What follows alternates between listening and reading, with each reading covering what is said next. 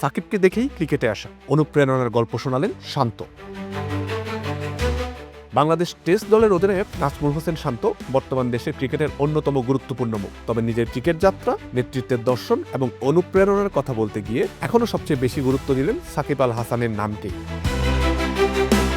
প্রথম আলোর পডকাস্টে শান্ত জানিয়েছেন, ছোটবেলার সাকিবকে দেখেই ক্রিকেটের প্রতি তার আগ্রহ তৈরি হয়। বাংলাদেশের মতো একটি দেশ থেকে উঠে এসে একজন ক্রিকেটার কিভাবে বিশ্বের 1 নম্বর অলরাউন্ডার হতে পারেন সেটাই তাকে সবচেয়ে বেশি অনুপ্রাণিত করেছে। তাই একজন পূর্ণাঙ্গ ক্রিকেটার হিসেবে তার রোল মডেলও সাকিব।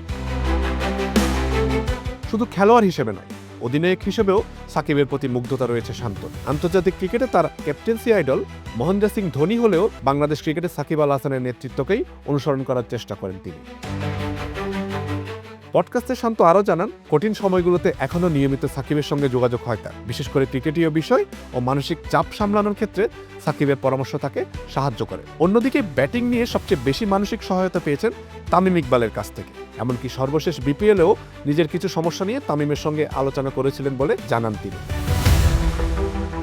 সাক্ষাৎকারে উঠে এসেছে একটি বিশেষ স্মৃতিও। 3 ফরম্যাটে বাংলাদেশের অধিনায়ক হওয়ার সময় শান্তর ইচ্ছা ছিল নেতৃত্বের প্রতীক সেই ক্যাপটি যেন তিনি সাকিব আল হাসানের হাত থেকে গ্রহণ করেন। কাকতালীয়ভাবে সেটি ঘটেছিল। শান্তের মতে, ক্রিকেট মাঠে তার সবচেয়ে স্মরণীয় মুহূর্তগুলোর একটি হলো সাকিবের কাছ থেকে সেই ক্যাপ গ্রহণ করা।